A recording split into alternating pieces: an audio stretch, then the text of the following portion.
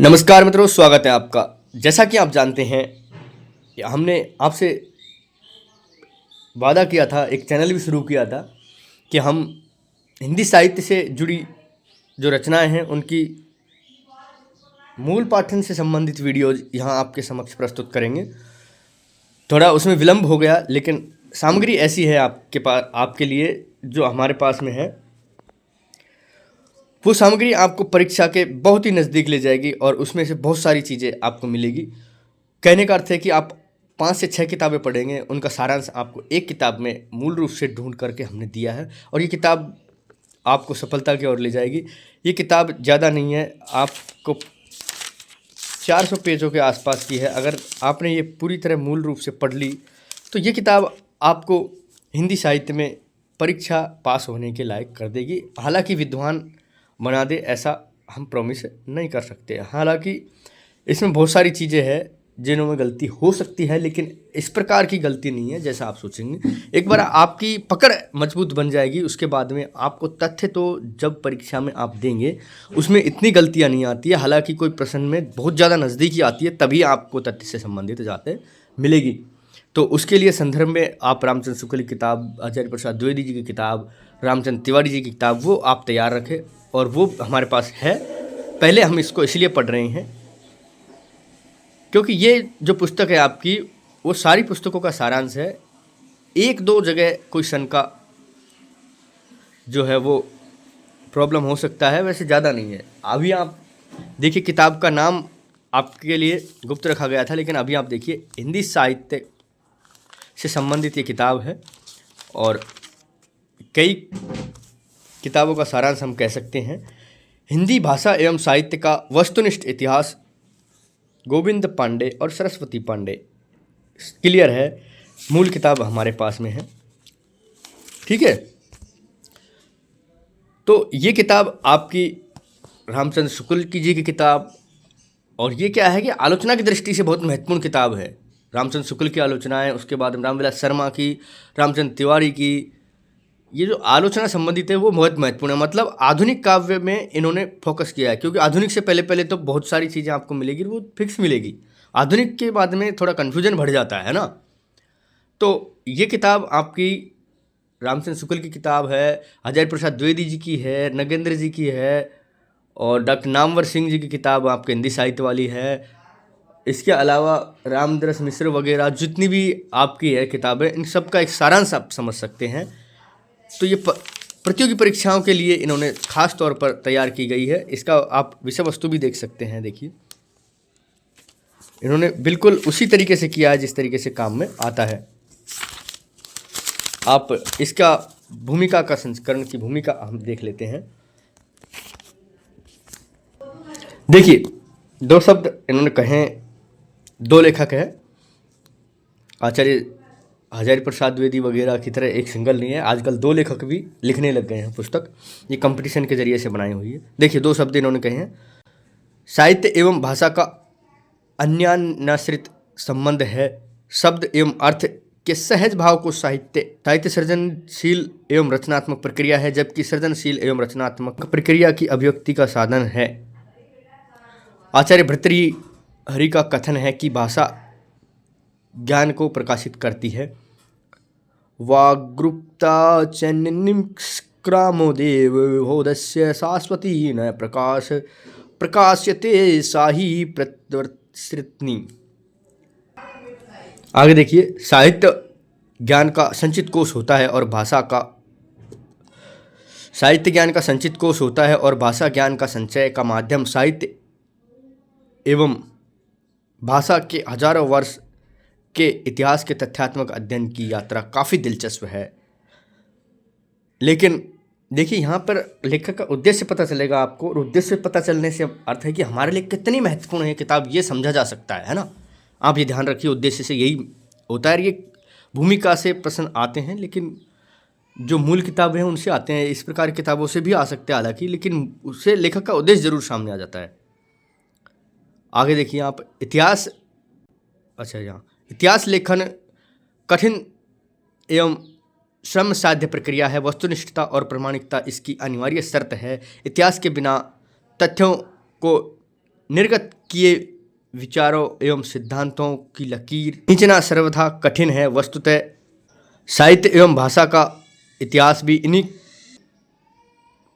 इन्हीं कठिनाइयों से विकसित हुआ है। हिंदी साहित्य के इतिहास संबंधी तथ्यों की प्रामाणिकता के संदर्भ में हमने अपनी प्रथम पुस्तक हिंदी साहित्य का वस्तुनिष्ठ इतिहास की भूमिका में संक्षिप्त चर्चा की, जिसका उल्लेख करना यहाँ समीचीन प्रतीत होता है। इससे पहले इन्होंने ये पुस्तक लिखी थी, दोनों ने ही।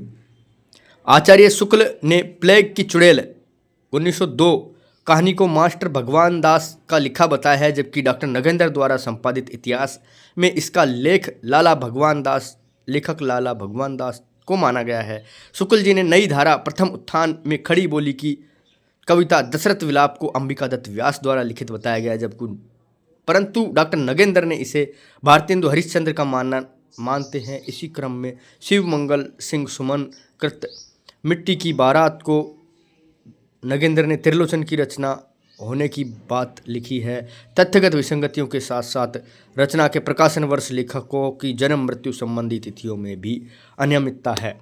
कहने का अर्थ ये है कि ये सिर्फ आपस में तुलनात्मक ही नहीं बताती लेखकों में, उनकी छोटी छोटी जो विभिन्नताएं हैं, कुछ गलतियां भी हैं, उनको आपको बताएगी और उनमें जो वास्तविकता क्या है वो भी बताएगी।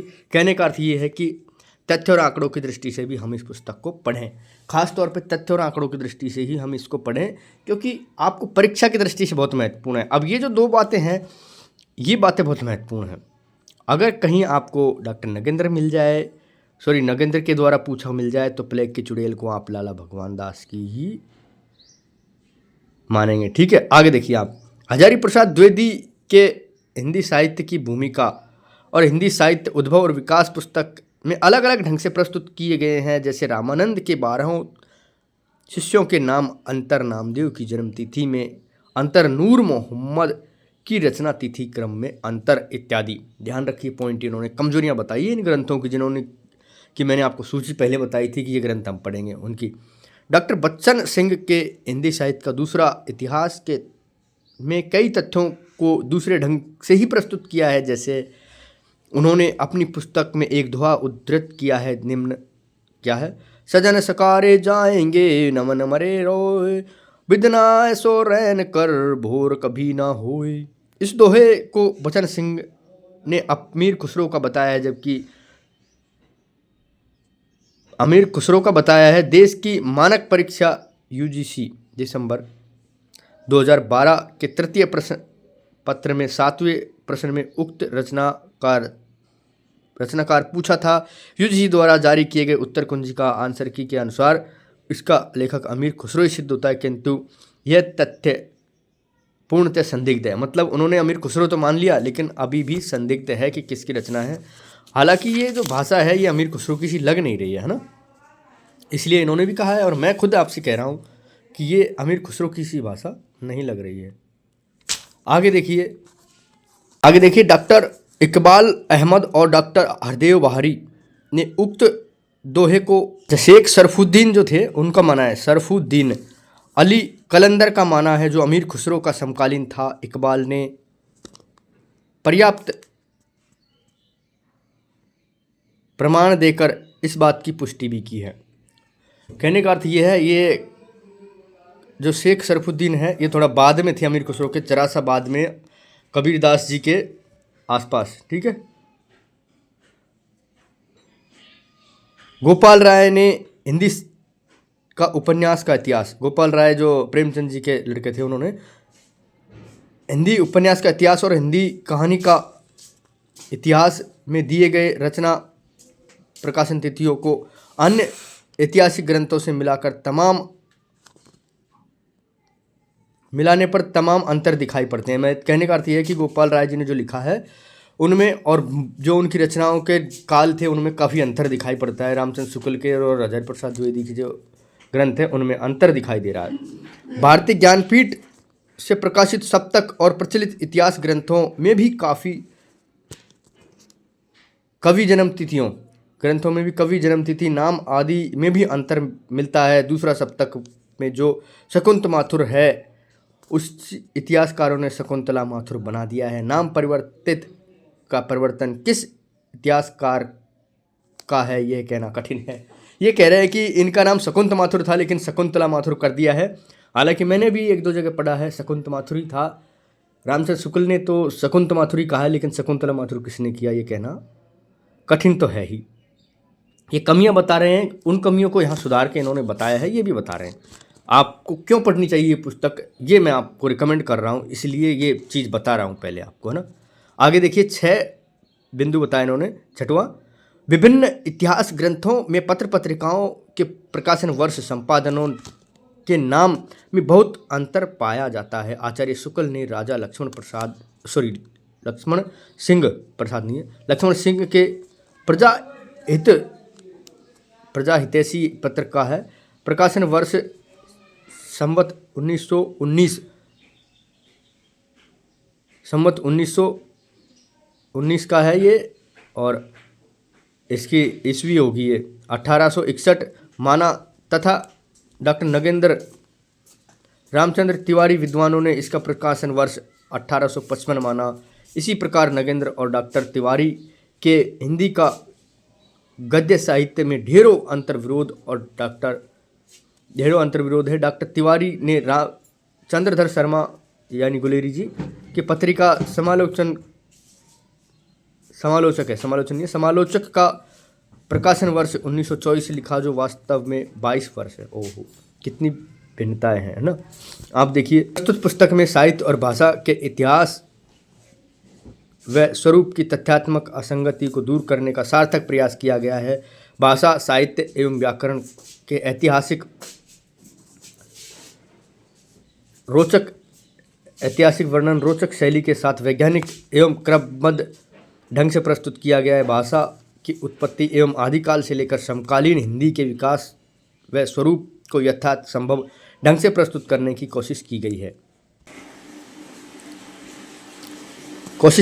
साथ ही भाषा विज्ञान व काव्यशास्त्र को भी समाविष्ट किया गया है। हिंदी भाषा की संवैधानिक स्थिति, व्याकरण, स्वरूप,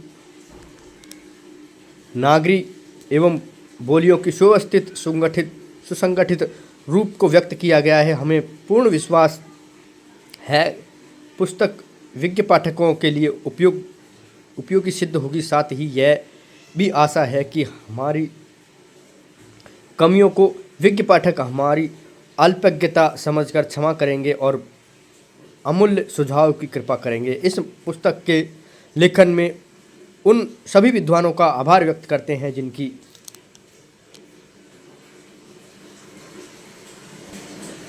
जिनकी पुस्तक हमें सहायता प्राप्त हुई है, जिनकी पुस्तकों से। अपने मित्र श्री आनंद कुमार पांडे एवं हेमंत कुमार शर्मा, उनके महनीय सहयोग के लिए हम धन्यवाद ज्ञापित करते हैं। हम अपने बड़े भैया डॉक्टर राम किशोर पांडे और भाभी नीलम पांडे, दीपक पांडे, विशाल पांडे, गौतम पांडे, भाभी मनसा पांडे एवं दीदी श्री लक्ष्मी द्वारा प्रदत्त आशीर्वचन, आत्मिक संबल एवं प्रेरणा के लिए उनके प्रति श्रद्धावन हैं। प्रांजल तिवारी यानी रोली, आयुष तिवारी, इन्होंने पूरा परिवार लिख दिया, वेदांत तिवारी, ये सब का धन्यवाद दे रहे हैं। 21 फरवरी 2014 को ये लिखा था इन्होंने, और जो इन्होंने कोड किया है वो कहाँ है, दक्षिणी हिंदी साहित्य का आलोचनात्मक इतिहास, वहाँ से लिया है, एक हिंदी भाषा से लिया है। तो ये जो आपका खंड था भूमिका का, ये भी बहुत महत्वपूर्ण है इसका भी, क्योंकि इन्होंने बताया है कि ये पुस्तक इन्होंने क्यों लिखी है और किसमें क्या विसंगति है। तो आप इसे ज़रूर पढ़िए, हमारे साथ बने रहिए। हम इस पुस्तक को पूरा करने का संकल्प आपसे लेते हैं। धीरे धीरे ही सही, लेकिन हम शुरुआत कर चुके हैं। आगे देखिए हम कहाँ से शुरू करेंगे, इसको भी हम विषय वस्तु से ही शुरू करेंगे और पूरे करने की जल्दी से जल्दी कोशिश करेंगे, क्योंकि आपका जो द्वितीय श्रेणी की जो परीक्षा है अध्यापक की, उसमें ये चीज़ें आपको महत्वपूर्ण पूछी जाएगी। वहाँ पर आपसे ज़्यादा प्रश्न पूछे जाएंगे, लेकिन उस प्रकार से नहीं, तथ्यात्मक पूछे जाएंगे, है ना। तो आज के सत्र में इतना ही, मिलते हैं अगले सत्र में। नमस्कार, धन्यवाद।